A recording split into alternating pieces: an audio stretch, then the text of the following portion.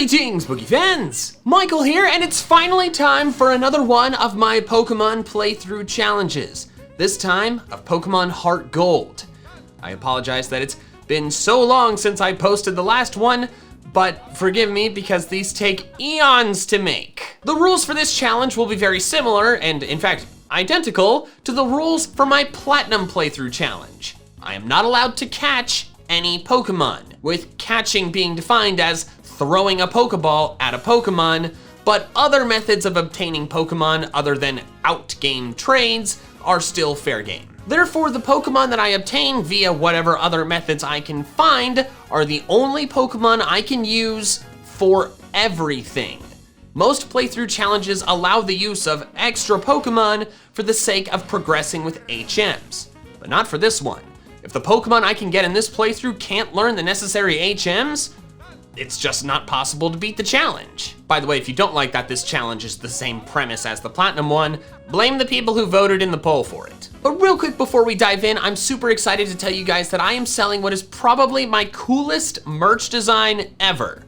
This one! I unlocked Champion brand products on Teespring, so you can buy this awesome Galar Champion jersey-inspired design on high-quality Champion brand products. I'm calling this design a Champion Time because I'm extremely funny. It is only available for a limited time though, and once the window ends, it will genuinely never come back. So if you want it, you have to get it ASAP. Link is in the description below. I know you're gonna want it, it's a dope design, and the products are super high quality. But now that I've covered the intro stuff, don't forget to subscribe to my channel and hit that bell to turn on notifications, and let's dive in to find out if it's possible to beat Pokemon HeartGold without catching any Pokemon. The first Pokemon I can of course obtain is my starter, and I narrowed down my choice between Totodile and Cyndaquil because Chikorita's not actually a choice because I am not a masochist. I went with Totodile for two reasons. The first is that in my only two previous Johto playthroughs, I picked Cyndaquil and I wanted to change it up. The second reason is that Feraligatr can learn a lot more HMs. With my no catching Platinum challenge, I meticulously planned out which Pokemon were necessary for which HMs at which time. But for this playthrough, I didn't do as much planning. I just kind of looked at the Pokemon like, oh, how many HMs can it learn? Several? That should be fine. Nothing of particular interest happened other than the first rival battle, which was just like every other first rival battle, until I reached Violet City, where I can now get 3 Pokemon. Oh yes, you heard me correctly. Without catching any Pokemon, I'm gonna have 4 members of my team before the first gym. In the Violet City Pokemon Center, there's a guy called Primo.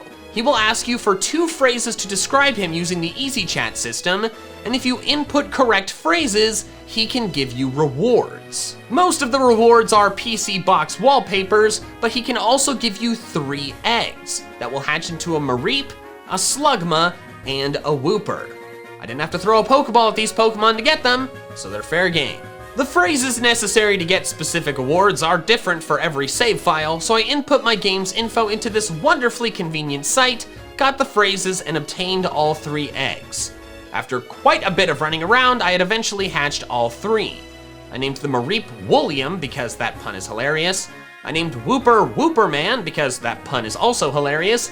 And I named Slugma Fast because I guess in the moment I hoped that naming it that would impart that attribute onto it. Spoiler alert, it did not. I then grinded up Mareep and Slugma, but not Wooper. Since Wooper overlaps with Totodile in typing, I decided it was most useful to me as an HM slave, because Quagsire can learn 5 of the 8. It was then time to take on Falkner. Mareep made easy work of his Pidgey first. Thundershock then did about half to Pidgeotto, but then it used Roost, meaning my next Thundershock did less.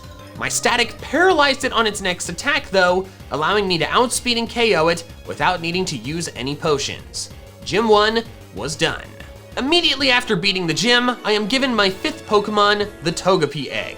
I head south toward Azalea Town, and Togepi hatches quickly along the way thanks to Slugma's magma armor speeding up the process. I named it Noki because I guess the pasta kinda looks like eggs? But I didn't grind up the Togepi and actually just continued onward.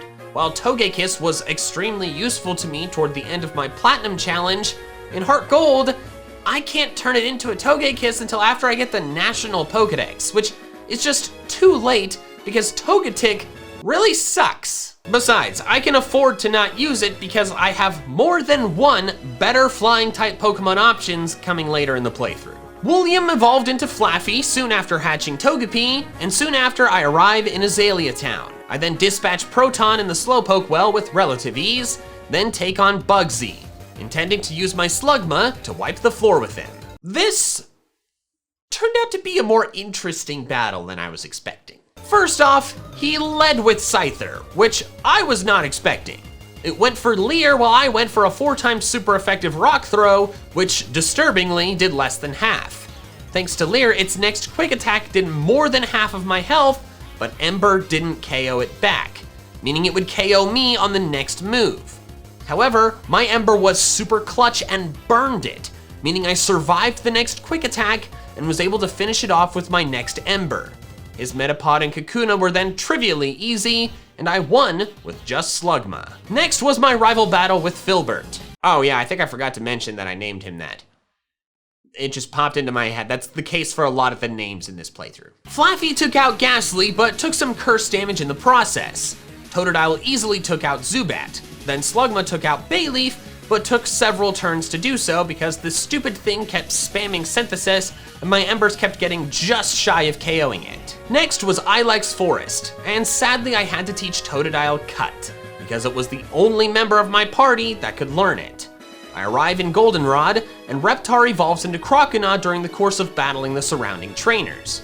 Then after a bit of confusion as to where exactly he was, I found the man who gives me Kenya the Spearow, which I am supposed to deliver to his friend. Nah.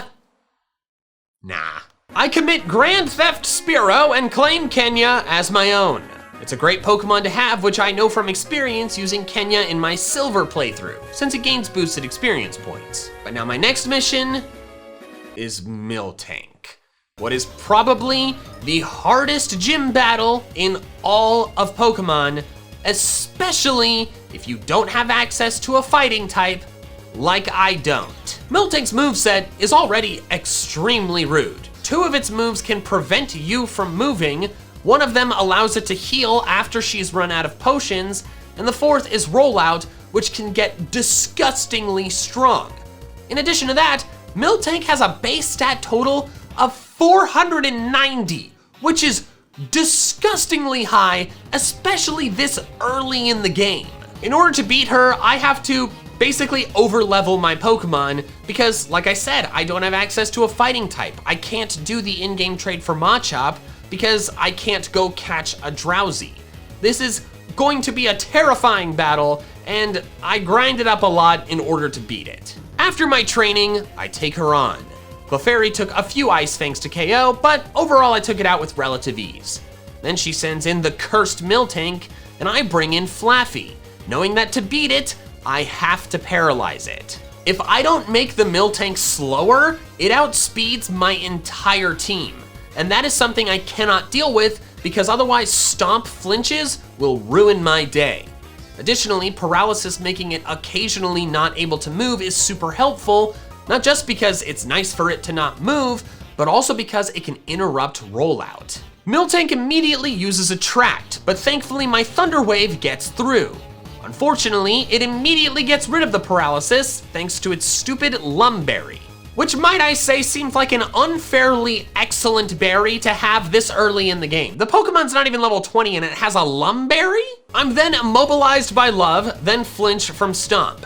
I'm forced to heal back up and take some damage on that turn, but then its next Stomp crits and KOs Flaffy.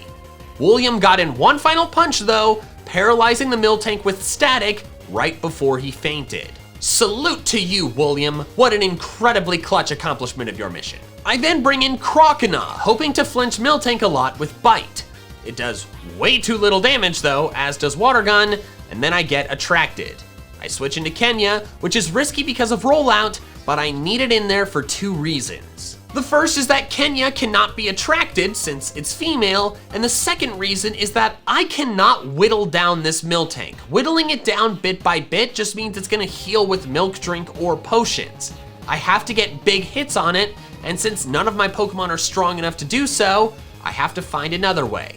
And that other way is Kenya's Leer. Kenya takes a big hit upon switching in, but thanks to full paralysis on the following turn, Kenya lands 2 Leers rather than just 1. I then bring in Reptar, and over the course of the next 8 turns, incredibly Miltank only gets to attack me once. I flinch it, I don't, and it attacks. She heals it, I flinch it again, she heals it, I flinch it, I kill it, I win. I cannot tell you how incredibly satisfying it was to give Whitney a taste of her own immobilization medicine. Like, I've never had that insane luck with flinches before, and it was against the worst person in Pokemon, so it was great. After the whiny crying baby child, who should never have been given any position of responsibility, has to be reminded to give me the badge, I grab the watering can and KO the Sudowoodo. I then meet Bill in the Ecruteak Pokemon Center, then immediately head back to Goldenrod for 2 reasons. The first is that I forgot to get my bike. Oops. And the second is that now Bill will give me my next team member, an Eevee. I named it Riser as a reference to my intended evolution, Espeon. I came to this decision via a process of elimination. First, no Leafeon or Glaceon because there's no Moss Rock or Icy Rock in all of Kanto or Johto. The evolution is impossible. Secondly, I got rid of the original 3 evolutions because I already have their typings with other members of my team. So the decision came down to either Espeon or Umbreon. While Umbreon is helpful against Morty and Will, Espeon is helpful against a lot more.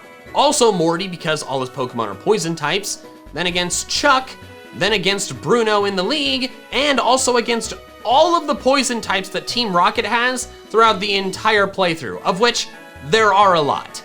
Espeon is my decision, and the name Riser references the rising sun. Unfortunately, evolving it is not fun. Freaking friendship evolutions. Why is friendship so hard?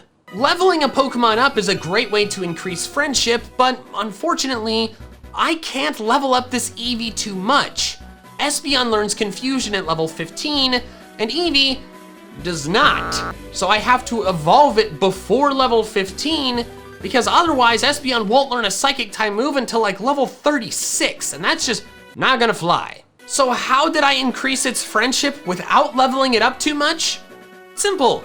I gave it a ton of haircuts. I get it a haircut from one of the haircut bros in the Goldenrod Underground, save and quit my game, move the game's clock forward a day, then get another haircut.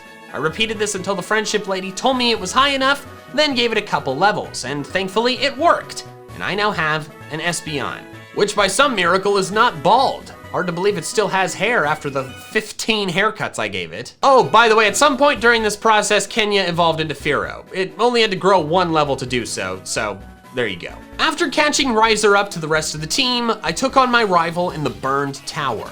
Espeon easily dispatched his Ghastly and Zubat, but Bayleaf took even longer than last time to defeat due to Slugma not hitting hard enough and it spamming Synthesis to a disgusting degree. It took burning it and Slugma getting poison to finally end my suffering. He then brought in Magnemite, which Slugma lost to because it hurt itself in its confusion 3 consecutive times. Slugma, dude, WTF? How did you lose to a Steel type that's a lower level than you? You know what, no, I take it back. The confusion hacks, that was unfair. There's no way you're gonna continue to lose to Pokemon you're strong against that are a lower level than you, right? Right? Espeon thankfully took care of the Magnemite without much issue right afterward. So after that battle of dominating my rival, mostly, I was feeling pretty confident with Espeon. I'm thinking I'm just gonna bust into Morty's gym, outspeed an Oko, all the poison ghosts in there using my base 130 special attack stat, and it's gonna be great. I underestimated him. While I did exactly that to his Ghastly and first Haunter, his Gengar was faster than I anticipated. It outsped and Oko to Espeon easily with a Shadow Ball. I brought in Croconaw to try to use Bite to my advantage, but Gengar nearly OHKO'd it, and Bite did only about a third. I switched in Kenya to absorb a Shadow Ball, hoping to do big damage with neutral Aerial Ace. Gengar then trapped me with Mean Look, then put me to sleep. I healed the sleep away because I thought it had Dream Eater and was afraid of that, but then Gengar used Sucker Punch, which of course failed. It put me back to sleep, then Sucker Punched me successfully while I was mashing Aerial Ace trying to wake up. And that's when it clicked. I have seen his Gengar use Shadow Ball, Hypnosis, Mean Look, and Sucker Punch. That means if I don't go for an attack, this Gengar literally cannot hurt my Fearow. So while asleep, instead of mashing Aerial Ace, I mashed Leer. Within just 3 turns due to Sucker Punch's low PP, Gengar was out of ways to hurt Kenya. KOing it took a while due to it putting me to sleep over and over again, but eventually after landing 2 Leers, Kenya woke up and finished off Gengar with an Aerial Ace. Who would have thought that Leer would save me in 2 gym battles in a row? His second Haunter took a bit to KO due to Curse forcing me to switch to Flaffy, which then got trapped and KO'd. But Fearow was able to come back in and clean up. Morty was done. Now that I've beaten Morty, I teach Croconaw Surf by getting the HM from the dance studio. It's not the ideal move since it's a physical attacker, but still quite good in the meantime. I make my way to Olivine, fight through the lighthouse, and receive Jasmine's request for medicine. I surf to Cianwood and almost immediately take on Chuck at the gym. I Aerial Ace with Fearow, which does big damage on Primeape, but doesn't OHKO. It goes for Double Team, which I don't care about since Aerial Ace can't miss. Him healing up and 2 Aerial Aces later, Primeape is down. Next is Poliwrath. Turn 1, it goes for Focus Punch, which I stop with Aerial Ace. Turn 2, I Aerial Ace again, and it misses a Hypnosis. Turn 3, and it's over. This was probably the easiest gym battle I've had so far. I didn't take a single hit. Afterward, Chuck's wife gives me Fly, which I immediately teach to Fearow. I then find a man who wants me to borrow his Shuckle named Shucky for a while to let it see the world before returning it to him. I immediately boxed it and never gave it back. I then took some trips with my new Fly power to collect some HMs that I missed, those being Strength and Rock Smash. I taught Rock Smash to Wooper, but then realized that it has to be a Quagsire to learn Strength, and I attempted to grind it up to evolve it, but it was too slow, without the experience share especially, so I decided to just wait to do that until I got the experience share. I gave the medicine to Jasmine and now had the ability to challenge her, but decided not to because her Steelix was 5 levels higher than my highest level Pokemon, and my Slugma, my only answer for her Magnemite, was underleveled. However, giving her the medicine now allows me to travel west from Cianwood along routes 47 and 48, which, side note, have probably the best route music in all of Pokemon. The trip was mostly uneventful other than this battle with a pair of Ace trainers, which I almost lost because this Electabuzz outsped everything and did massive damage, and my team really cannot handle electric types well at all. Oh, also I battled this young couple whose Pokemon were an Onix and a Cloyster. Oh my. I arrive at the Safari Zone gate, but dare not enter in case I'm forced into a mandatory tutorial. That may not exist, but I didn't want to risk it. Now that I can fly back here, I make my way east from Ecruteak over to Mahogany, then up to the Lake of Rage. I encounter the red Gyarados and KO it because I'm not allowed to catch it. I've intentionally run from shiny Pokemon before in Let's Go, and I think the Ultra Wormholes, but I think this might be my first time ever intentionally KOing a shiny Pokemon. Maybe I did it to an Ultra Wormhole shiny at some point, but I still think this might be a first for me. Beating it gives me the red scale, which I take to Mr. Pokemon and swap for the experience share. Grinding Wooper and Slugma up now will be much easier, which I go do in the patch of grass just south of the Safari Zone gate. Part of the reason I wanted to go to this side route area is because the Pokemon in this grass patch are the highest level Pokemon available to me at this point in the game. I do a good chunk of grinding here. God, I've been saying that a lot, and it's going to continue because, dear God, there was so much grinding in this playthrough. And during this, Reptar evolves into Feraligatr. I evolved Wooperman into Quagsire as well, finally able to teach it Strength. I then cleaned out the Rocket hideout back in Mahogany and was very amused by this Murkrow mimicking Petrol's voice. I had totally forgotten about this scene since I don't believe it's in the original Gen 2 games. During my fight through the hideout, William evolved into Ampharos. I was now feeling confident enough to take on Price and Jasmine, going for Price first. Ampharos made easy work of Seal, then Piloswine came in and I sent out Feraligatr. This fight took a little while due to lots of healing on Price's part, and Feraligatr took quite a bit of damage due to a few Mud Bombs and Hail, but Reptar eventually won out. Price's last Pokemon was Dugong, which Ampharos handled with 2 Thunder Punches. I went straight to Jasmine's gym, leading with Slugma to counter her Magnemite since it's really my only Pokemon that can handle them. Then, her Magnemite outspeeds and OHKOs Slugma with a Thunderbolt without even critting it. Dude, Slugma, you had one job! I spent a good chunk of time grinding you up for the sole purpose of defeating Jasmine's Magnemites because every single one of my other Pokemon is either weak to electric or only has moves that Magnemite resists. And you just die immediately? Whoever decided that Slugma, this very weak Pokemon, should not evolve until level 38 deserves to have to use a Slugma on a playthrough team. If I had known it would be this bad going in, I might have chosen Cyndaquil and just used Quagsire as my water type. I'm now in a tough spot due to what I just said about how my team handles Magnemite, but I send in Espeon, who can only hit Magnemite with resisted hits, but it does have Synchronize, which works with paralysis on electric types in this gen. So even if the Magnemite paralyzes it, I will do so right back. Unsurprisingly, she Thunder Waved me immediately, and while I confused it with a Confusion, it didn't hurt itself. It didn't matter though, since after 3 total confusions, Magnemite number 1 was down. Out comes Magnemite number 2. I used a Paralyze heal so that I could Synchronize Paralyze this next one as well. Its Thunderbolt almost KO'd me though, so I was forced to heal 2 turns in a row. I can then go for an attack, and it finally Thunder Waves me, paralyzing us both. A few confusions later, and I KO'd it. Finally was her Steelix, which oddly enough was the easiest Pokemon for me to handle. Feraligatr took it out with 2 Surfs. After the battle, I learn about Team Rocket taking over the radio tower. During this whole process, I meet Filbert in the underground and take him on once again. Ampharos beat Golbat after a bit of confusion and flinching annoyance.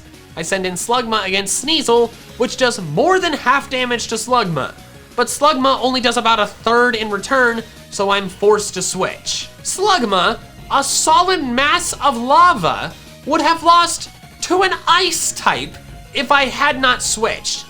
Why is this Pokemon so bad? Feraligatr is almost able to KO Sneasel, but before it can, he switches to Meganium. I bring in Fearow, who absolutely destroys it with a crit fly. Next up is Magnemite, a Pokemon that's been the bane of my existence this playthrough, and I decide to give Slugma another chance since this Magnemite is weaker than Jasmine's. It paralyzes me instead of attacking, and Ember almost OHKOs. Its Sonic Boom isn't enough to KO me, and Slugma finally does something good. Espeon OHKOs his Haunter, then Feraligatr finishes the job against Sneasel, ending the battle. I fought through the underground and the other parts of the tower until reaching Ariana, because Proton was a pushover. Espeon beat Arbok, but got paralyzed in the process. Ampharos then beat Murkrow easily, and then I tried to use Slugma to beat Vileplume, but Ember did less than half to this grass type. After being put to sleep and hit by some acids, Slugma lost. Espeon came in and finished the battle. So let's recap. Slugma has lost to 2 different Magnemites, would have lost to a Sneasel if I did not switch it, and lost to a Vileplume. The Vileplume was the final straw. After that happened, I decided I'm not using Slugma at all anymore until I can evolve it. I'll just grind it up later. The battle against Archer wasn't too bad. Feraligatr beat Houndour and Espeon beat Coughing, but Houndoom got a bit tricky. Feint Attack got Reptar too low for comfort due to previous damage from switching in on Houndour. Its next bite crit and did a lot, but Reptar survived the next Feint Attack and finished off the Houndoom with Surf. Team Rocket is now officially no more. I can now head east from Mahogany through the Ice Path, and the only thing of note here was finding the Waterfall HM, which I can teach to Feraligatr so it has a physical water type move. I can do so as soon as I reach the move deleter in Blackthorn, which I use to finally get rid of Cut and replace it with Waterfall. But now I have to grind again. Claire's team is around level 40, and my team is in the mid to low 30s, especially considering that I have no super effective damage for her strongest Pokemon, Kingdra, I have to be generous with my levels. So, back to the grinding. During this grinding, I finally got Slugma to evolve into Magcargo, but I didn't grind it past level 38 since I only planned to use it against Claire in an emergency. Once I got the rest of my team to level 40, I could finally take on Claire. She led with Gyarados, forcing me to switch to Ampharos. Dragon Rage was no problem though, and one discharge later, it was down. Ice Fang almost O-code Dragonair, but it held on and paralyzed me. On the turn she healed, I healed the paralysis, hoping for a better damage roll on the next turn. But I got a worse one and was paralyzed again. I healed the paralysis again, took a Dragon Pulse, and KO'd it the next turn. The next Dragonair was much easier to deal with since my Ice Fang was a critical hit, OHKOing it. Next was Kingdra, who I brought Ampharos back in for. I immediately healed the previous damage from Gyarados as Kingdra went for Hydro Pump, which thankfully did less than half. I barely lived another one and paralyzed it. I then decided to fire off discharges until I fainted, but after one turn I changed my mind and healed again. After a few turns of back and forth, Claire sadly used a full restore. However, my next discharge immediately paralyzed it once again, which was wonderful. I followed up with a Thunder Shock as to not get it so low that she healed again, then finished it off with a discharge. Claire was done, and I now have all the Johto gym badges. Well, I would if Claire wasn't a sore loser. I chase her to the Dragon's Den, prove myself worthy with a quiz, and finally get the badge from Claire. I can now get 2 more Pokemon, the first of which I get by exiting the Dragon's Den and going right back in. The Elder gives me a Dratini with extreme speed, which I named Yowza. I don't know why. However, despite having this Dratini, at this point, I didn't intend to train it up. Dragonite is, of course, amazing, but it doesn't become a Dragonite until level 55, which is 5 levels higher than the highest level Pokemon in the Pokemon League. It would just take way too long and it would be overkill, and Kenya's been doing pretty solid as a flying type, so I decided if I was gonna train this Dratini up, I was gonna wait until I had access to higher level Pokemon. But the other new Pokemon I can get right now, I do intend to use. I head to Mount Mortar and climb the waterfall that I could not climb before. After navigating through the labyrinth of the back rooms, I find the Karate King. After easily defeating his Pokemon using Espeon, he gives me a Tyrogue. After a bit of research, I decided I wanted to evolve this Tyrogue into Hitmonchan. Its coverage with the elemental punches is fantastic, and I just figured that would come in a lot of handy. I did have to spend quite a pretty penny on irons though to raise its defense before evolving it, but it was worth it. I named the Tyrogue Montage for one very specific reason. It's now time to start training montage.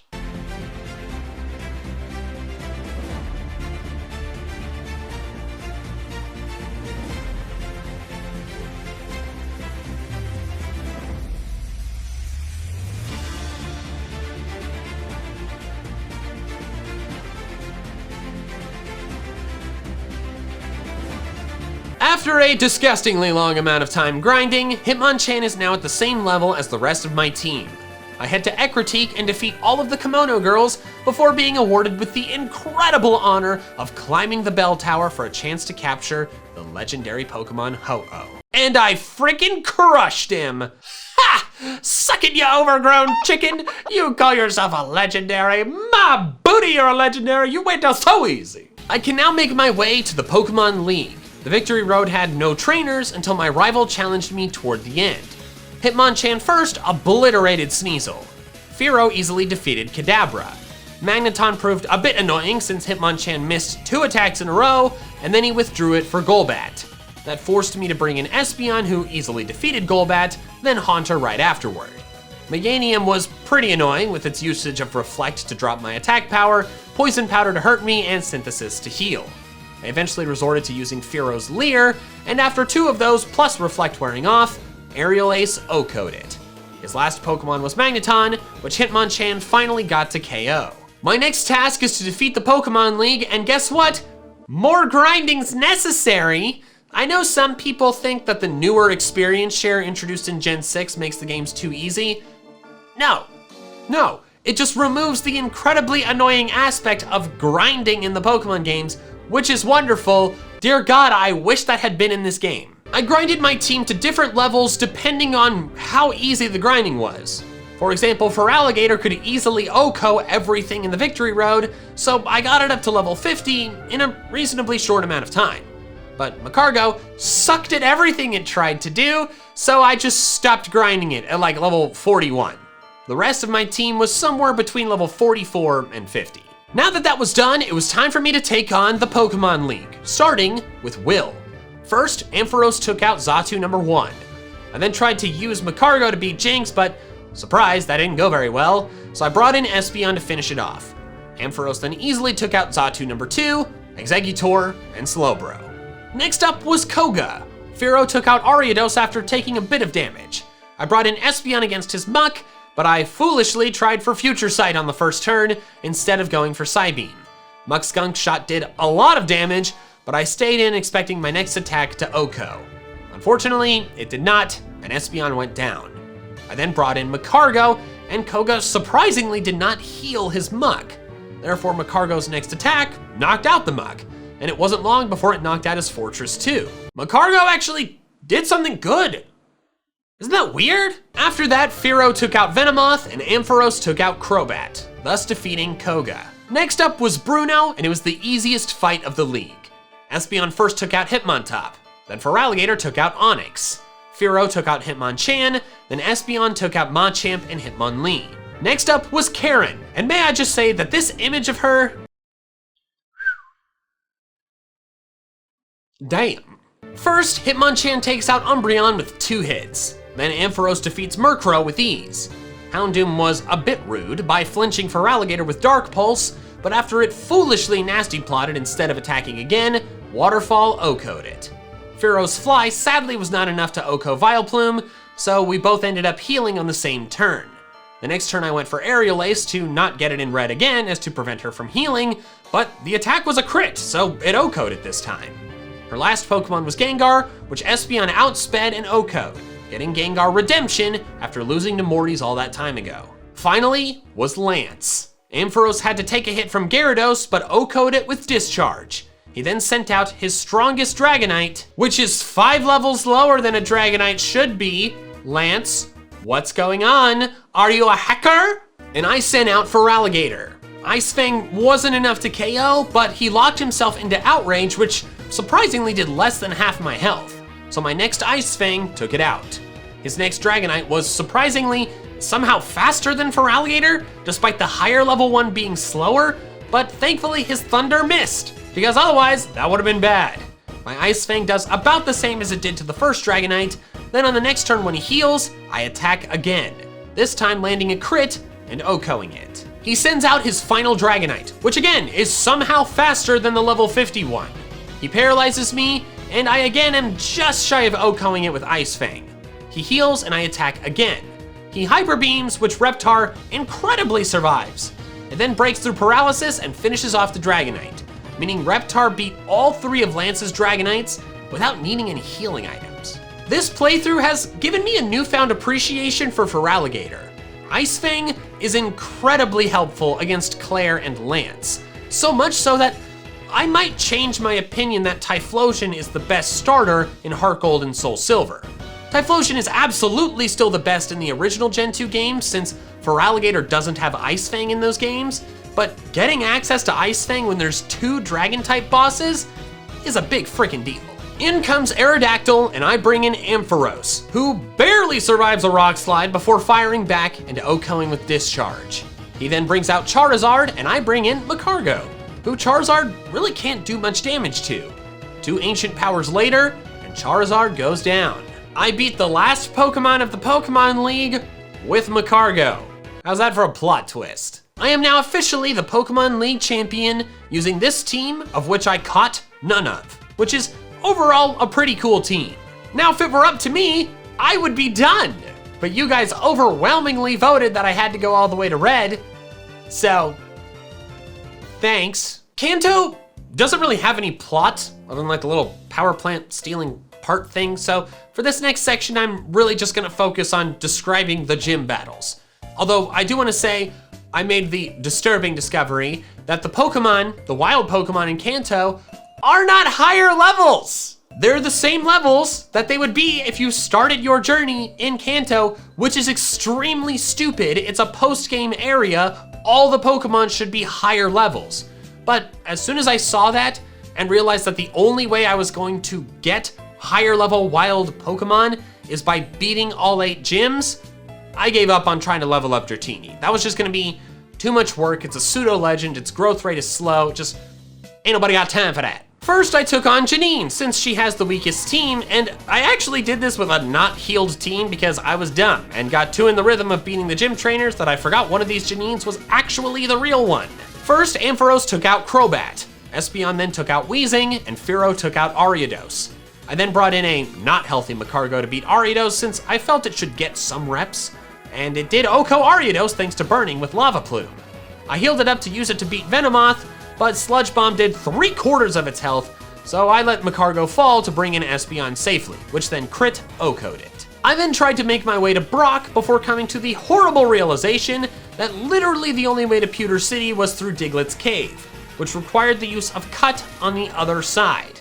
That means, unfortunately, I had to re-teach Cut to one of my team members, and this time I taught it to Espeon. I deleted Future Sight since the only time I tried to use it, it didn't go well. Next was Brock, which was not a difficult fight. Graveler was easily taken out. Kabutops proved to be a bit annoying for Hitmonchan, but he got the job done. Feraligatr then easily took out Rhyhorn and Onix, and Ampharos defeated Omastar. Next was Misty, who led with Golduck, which was easily dispatched by Ampharos.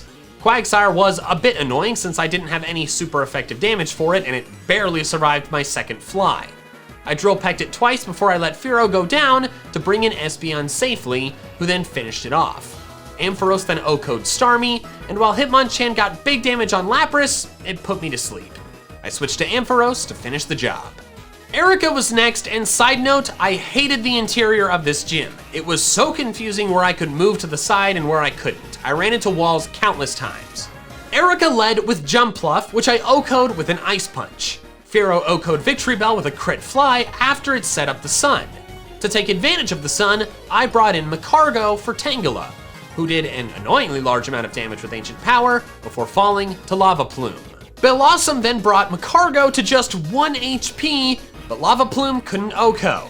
I switched to Fearow, but then as I flew, Bellossom healed up with Synthesis. Then my fly missed, and Bellossom was back to full. Fly barely didn't OHKO, so of course she full restores it. This time I go for Drill Peck once, then she heals again. I Drill Peck again, and then again after living a Solar Beam, it finally goes down. Stupid, pointless hula flower, stupid little thing, so resistant to dying.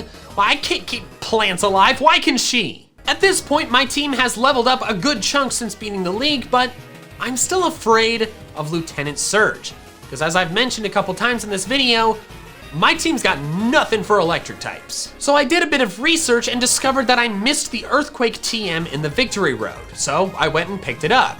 I taught it to Montage, deleting Fire Punch, and oh my god was that the correct decision. Hitmonchan single-handedly swept through his entire team, OHKOing every Pokemon with either Earthquake or Close Combat. It was beautiful. Next was Sabrina, and I led with Espeon against her Espeon for a fun mirror battle I was sure I'd win since mine was a higher level. My Shadow Ball did most of her Espeon's health, but then hers did all of mine because it crit. I sent out Feraligatr, who took a big hit before KOing Espeon with Crunch. I hoped Reptar would survive a hit from Alakazam, but it surprised me with a super effective Energy Ball, which of course KO'd Feraligatr. I brought in Ampharos and had to hit with Signal Beam 4 times due to Berry and Full Restore healing before KOing it, but thankfully I only had to take 1 hit in the process. Mr. Mime took a long time to KO due to Light Screen especially, but eventually Ampharos got the job done. Next was Blaine. First was his Macargo, which was an easy OHKO with Surf, because as we've discussed, most of the time, Macargo is garbage. Feraligatr OHKO'd Magmar, but was burned in the process, nerfing his Waterfall power. I full healed the burn when he sent out Rapidash, then almost KO'd it with Waterfall after being hit by Bounce. 2 hits later, and it was down, winning me the battle. The final gym leader was Blue. I started by OHKOing Exeggutor with Signal Beam before it could set up Trick Room. Feraligatr then took care of Rhydon with no issue. Espeon hit Machamp with a Psybeam, barely lived a crit Stone Edge, then finished Machamp off. Arcanine's Intimidate forced me to use Surf instead of Waterfall on it, but that turned out fine because it crit OHKO'd. Ampharos then cleaned up by OHKOing Pidgeot and Gyarados. I have now beaten every gym in the game. And now comes the part of the game that has made me decide to never ever do a playthrough challenge of a Johto game again. After progressing through Kanto and beating all of the gyms, my team is now in the high level 50s. Red's team is entirely in the 80s. This enormous level gap is clearly intended to be shrunken over time. Go rematch the gym leaders, work on your Pokedex, beat the league with higher level Pokemon a couple times, you know? Just do other things until your team is finally strong enough to beat Red. But for me, someone who freaking has a video deadline and needs to get this video out, it's freaking stressful. But I did it. I suffered for my art.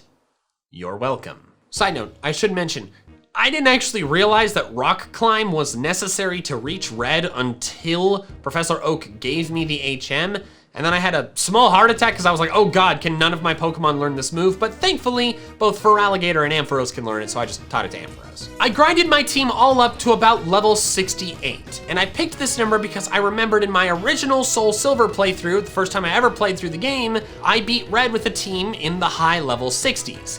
So I figured, hey, that's probably good enough for this team too, right? It was not. Red's Pikachu outsped and OHKO'd 3 of my Pokemon immediately. This incident reminded me that my old team had a Golem who does not care about Pikachu's quick attack and 2 electric moves. And yeah, Iron Tail is super effective, but Golem has huge defense and it's not a stab move from Pikachu. I'm assuming, if I remember correctly, I don't know, that Golem just survived an Iron Tail and then fired back with a stab Earthquake that just obliterated the Pikachu. So that's part of the reason why I was better able to handle the Pikachu before. And also, I had a Suicune and Lugia on my old team, so that probably played a role as well. Somehow though, I actually ended up making the battle kind of close via the use of a disgusting amount of healing items, including max reviving more than once. Eventually it came down to just my Feraligatr versus his low HP Venusaur and half healthy Charizard. I went for Ice Fang, expecting to finish off Venusaur, then finish off the Charizard soon after. But Red used a full restore. Ice Fang didn't do nearly enough damage, and while I did make a last-ditch effort to max revive Magcargo since its moves were good against both Venusaur and Charizard, Venusaur put Magcargo to sleep, blasting it with Sludge Bomb soon after. I officially lost to Red. I'm having so much fun grinding, that's a lie. I go back in with the team now at level 75. This time Hitmonchan lives the hit from Pikachu and fires back with Earthquake, KOing it, but hail damage finished off Hitmonchan right after. I sent in Ampharos against Charizard. It got in a big hit with Flare Blitz, but I hit back harder with a Discharge that KO'd it. Red then brings in Snorlax and I bring in Magcargo to take some hits while I max revive Hitmonchan, which I feel is necessary to beat Snorlax. Magcargo gets in a yawn and a bit of damage before fainting, so when Hitmonchan came in afterward, it was free to close combat Snorlax into oblivion. He then brought in Lapras, which I decided to try and KO with another close combat. And while it came close, it wasn't enough. Lapras, of course, destroyed half defense's Hitmonchan, but it allowed me to bring in Ampharos safely. I healed on the same turn he did. We exchanged hits, but since I was faster, my second discharge defeated the Lapras. Next was Blastoise. I knew I needed a chance to heal Ampharos, so I sent in Feraligatr to tank hits while I healed it. I swapped Ampharos back in, which unfortunately ended up with lowered special defense thanks to Focus Blast. I went for Discharge, but the Blastoise Blizzard froze me. Normally, a freeze is a freak accident, but when you consider the fact that this is the 4th time he froze me, because he froze me 3 times in the first battle, I get a little cross with this asshat. I have no choice but to switch, both to have a chance to heal up and to get my special defense back. I bring in Espeon and full restore Ampharos in the back. Espeon lives 2 blizzards and has a chance to use Grass Knot, which gets Blastoise into red HP. Blastoise finishes off Espeon, and I bring a healthy Ampharos back in. Red, of course, full restores, but now I get a free discharge. He full restores a second time, and I discharge again. Finally, he attacks instead of healing, and I KO this stupid freaking turtle. Last is Venusaur, and I leave Ampharos in to attempt to paralyze it. Unfortunately, it puts me to sleep, but Ampharos wakes up immediately, landing the Thunder Wave. I get off some Signal Beam damage before Hail finishes Ampharos off. I bring in Fearow and go for Fly, which is thankfully enough to KO. Red is done, and I successfully beat HeartGold without catching any Pokemon.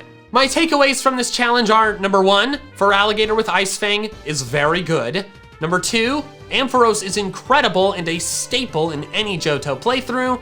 Number 3, Magcargo and Slugma are garbage most of the time. This playthrough challenge was kind of fun, certainly more fun than the no new moves Emerald one, because I could make my team actually have good moves, but the grinding was excessive and exhausting. I think that's probably HeartGold and Soul Silver's biggest flaw, is how much grinding is necessary. I genuinely have been having hand and wrist pain from how much I was holding the controller grinding.